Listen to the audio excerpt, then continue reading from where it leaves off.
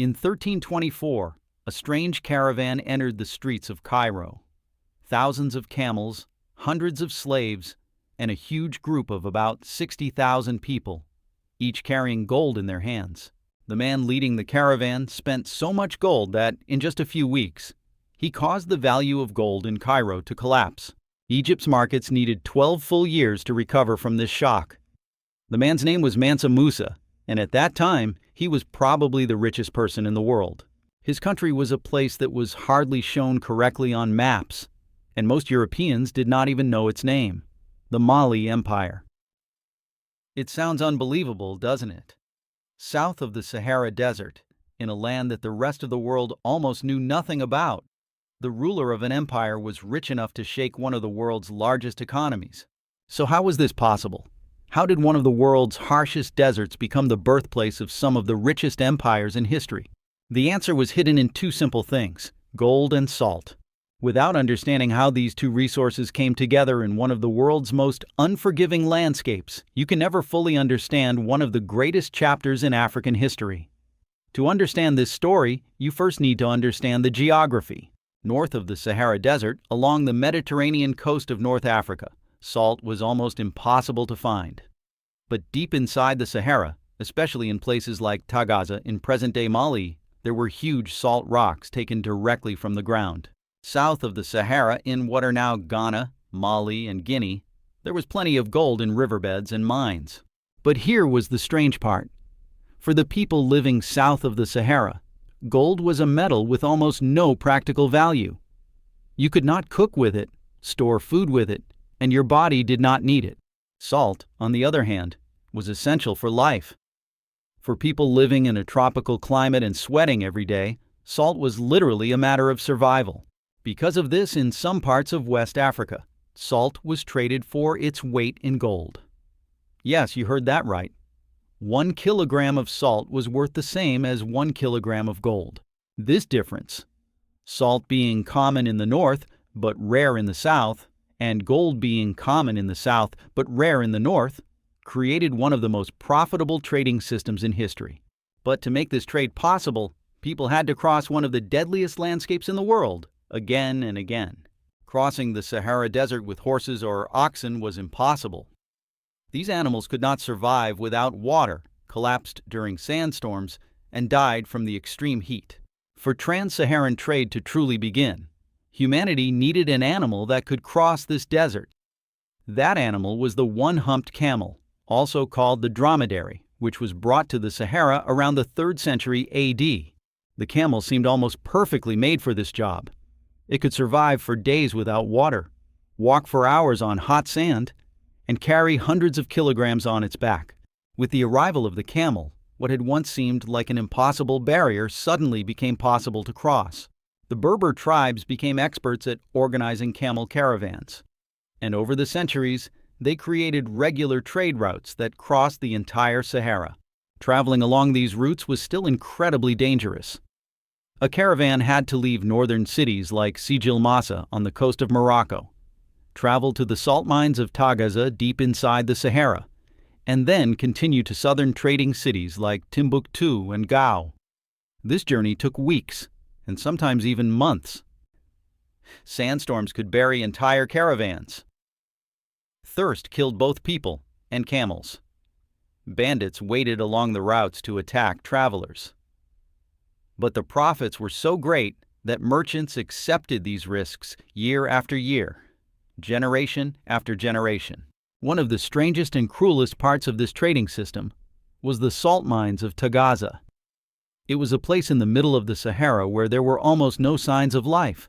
Temperatures regularly rose above 50 degrees Celsius. There was no fresh water for many kilometers around. Food had to be brought from outside, and there was something so unusual that the famous Arab traveler Ibn Battuta could not hide his surprise when he arrived there in the 1300s. The buildings in Tagaza were not made of stone or mud bricks, but directly from blocks of salt. The houses were made of salt, and the mosques were also made of salt. Ibn Battuta described it as one of the most miserable places he had ever seen. Many of the people working in these mines were enslaved. The living conditions were terrible. The lack of water, the extreme heat, and the heavy physical labor quickly wore the workers out. But the salt they mined became a fortune in the southern markets. Each block of salt was cut into pieces weighing about 90 kilograms, loaded onto camels, and carried south on a journey that lasted for months. A single large caravan could travel with thousands of camels, each carrying 2 large blocks of salt. When the caravans finally reached the southern markets after months of travel, one of the most interesting trading rituals in history took place. According to some records, the salt merchants and the gold merchants traded without ever meeting each other face to face. The salt merchants left their goods at a chosen place, stepped back, and beat drums to announce that they had arrived. Then the gold merchants came, left the amount of gold dust they were willing to offer, and also stepped back. The salt merchants returned to check the offer. If they thought it was not enough, they simply waited without touching it. If they accepted the offer, they took the gold and left. It was a trading system based on mutual trust that did not even require people to speak the same language. Just think about it. The white mineral sitting in your kitchen cabinet today, the one you sprinkle on your food without even thinking, was once worth exactly the same as humanity's most valuable metal, gold. And this trade was so valuable that merchants risked their lives to make it happen. The first great power built on this trading network was the Ghana Empire. Be careful not to confuse it with the modern country of Ghana. It was located much farther northwest, around the present-day borders of Mali and Mauritania. Around the 6th century AD, this kingdom began to grow stronger because it controlled the strategic route of the north-south gold trade. The kings of Ghana created a smart system. They collected taxes on every shipment of gold and salt that passed through their territory. The kingdom also required that all gold nuggets belonged only to the king, while only gold dust could be bought and sold by ordinary merchants. This was an early example of controlling supply to keep prices artificially high. The same kind of supply restriction strategy that appears in modern economics books was already being used in West Africa 1,000 years ago. When the Arab geographer al-Bakri visited the royal court of Ghana in the 11th century, he described it with great admiration. Guards carrying swords decorated with gold, nobles wearing clothes embroidered with gold, and the kingdom's wealth displayed everywhere. Thanks to the wealth created by the gold and salt trade, Ghana became the most respected and feared kingdom in the region. But no empire lasts forever. Toward the end of the 11th century, both internal conflicts and invasions by the Almoravids from the north weakened the Ghana Empire. At this point in history, the stage was set for a new power, Mali.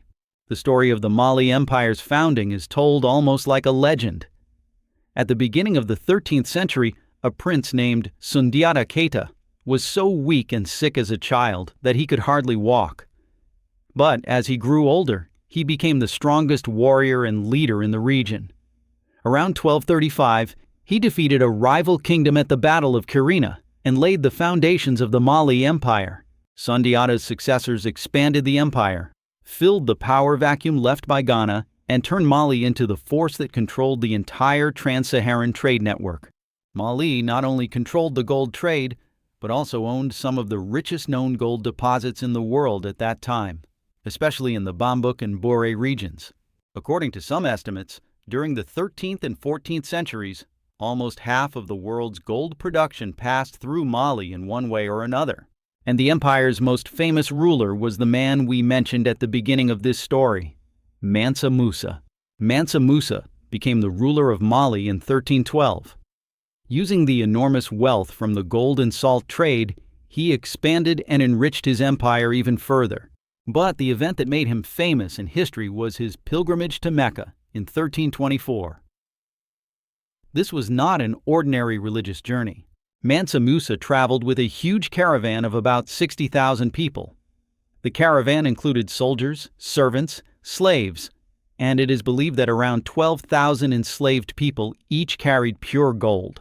According to some records, hundreds of camels carried nothing but gold bars. Throughout the journey, he generously, some would even say carelessly, gave away gold in every city he visited, including Cairo. The impact in Cairo was so great that the sudden flood of gold into the market quickly reduced its value.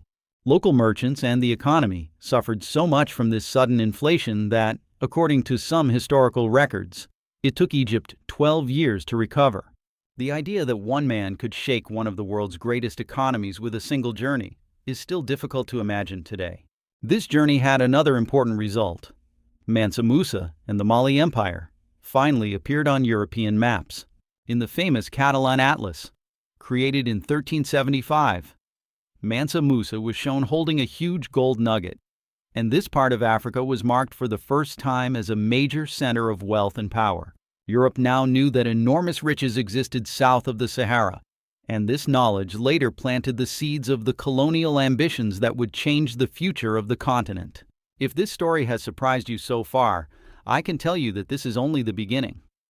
On this channel, we continue to explore how history was shaped by everyday materials and little-known empires. If you subscribe, you won't miss stories like this. The brightest city of the Mali Empire was, without question, Timbuktu. Today, its name is often used to describe a place that is very far away, but during the Middle Ages, it was one of the world's greatest centers of trade and learning. Timbuktu was built at the point where the Niger River came closest to the Sahara Desert. This location made it a strategic meeting point between river transportation and desert caravans. Gold, textiles, and enslaved people from the south were traded here for salt, horses, and luxury goods from the north. But what truly made Timbuktu special was not only its trade. After returning from Mecca, Mansa Musa brought architects to build a great mosque and an Islamic center of learning in the city. This led to the foundation of the Sankora Mosque and its university complex. By the 15th and 16th centuries, it is estimated that nearly 25,000 students were studying in Timbuktu, an unbelievable number for that time. Thousands of handwritten books were produced and stored in the city. Many of these works, covering mathematics, astronomy, medicine, law, and theology, are still preserved in Mali today. When the European traveler Leo Africanus visited the city in the 16th century, he wrote that books in Timbuktu were a more profitable trade item than gold. Just think about it. A desert city in the middle of the Sahara was rich not only because of gold, but also because of knowledge. The Mali Empire began to weaken during the 15th century because of internal conflicts and pressure from neighboring powers. It was replaced by the next great power of the region, the Songhai Empire. Under leaders such as Soni Ali and later Askia Muhammad, Songhai expanded the trans-Saharan trade network even further and controlled an even larger territory than Mali. During the rule of Askia Muhammad, the empire reached its peak. A central government was established, the tax system was organized, and cities such as Timbuktu and Gao were developed even further. By the middle of the 16th century, Songhai had become one of the largest and best organized empires in the history of West Africa. But this greatness did not last forever. In 1591, a threat from the north changed everything. The Sultanate of Morocco wanted to control Songhai's rich salt mines and gold trade routes. In 1591, the Moroccan army attacked with firearms that had never been seen before in West Africa, while the Songhai army still fought with traditional weapons such as spears, bows, and swords. The Moroccan soldiers arrived with arquebuses and artillery. At the Battle of Tundibi, the much larger Songhai army was defeated by this technological advantage. It was another example of a painful truth that has appeared many times throughout history. Numerical superiority is often not enough against technological superiority. The Songhai Empire collapsed, and with it the classic age of the trans-Saharan gold and salt trade slowly came to an end. The fall of Songhai did not mean that trans-Saharan trade stopped overnight, but the balance of power had changed. During the same period, European sailors, especially the Portuguese, had reached the Atlantic coast of West Africa. This was a major turning point in history. Gold no longer had to cross the dangerous desert on journeys that lasted for months. Instead, it could be shipped directly from the coast. This change slowly moved the wealth and power that had been concentrated in the Sahara's interior for centuries toward the coastal regions. Inland African empires such as Mali and Songhai began to lose their importance because gold no longer needed to cross the Sahara to reach Europe. Unfortunately, these new sea trade routes also became the foundation of the Atlantic slave trade in the following centuries, a completely different and much darker chapter in the history of West Africa. The trans-Saharan trade routes did not disappear completely.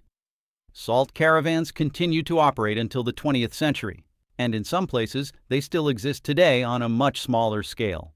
But the old glory, the enormous power that built and destroyed empires, was buried in the pages of history. Today, Timbuktu, once one of the richest and most educated cities in the world, is a UNESCO World Heritage Site, but economically it has become one of the poorest places in the region. Even in the 21st century, the city's historic manuscripts face the threat of being burned by extremist groups. In 2012, when jihadist militants captured the city, thousands of valuable manuscripts were saved, only because local people secretly hid them in private collections. The salt mines of Taghaza are still active, but they are no longer at the center of the world economy.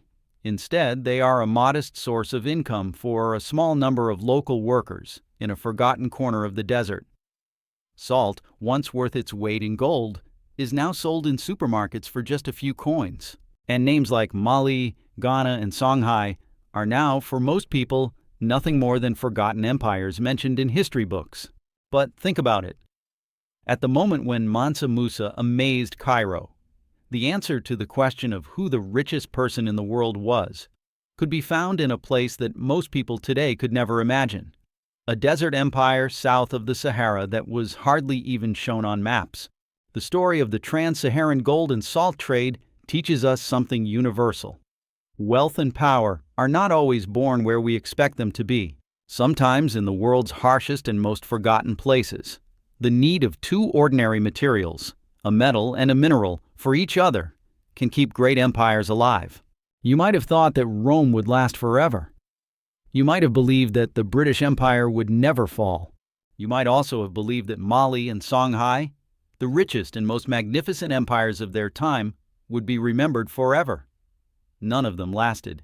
Trade routes changed, technology changed, and lands that once stood at the center of the world were pushed to the edge of the map. The next time you reach for the salt on your table or look at a gold ring, stop for a moment and think. These two ordinary materials were once at the heart of a trade that made people risk their lives in the middle of the Sahara, where empires were built and destroyed. The richest person in the world was once the ruler of an empire you may never have heard of. If this story surprised you as much as it surprised me, don't forget to subscribe to our channel. Every week we continue to share stories about the little-known parts of history that truly shaped the world. And I'm curious, which surprised you more? The story of Mansa Musa or the city of Taghaza built from blocks of salt? Let me know in the comments.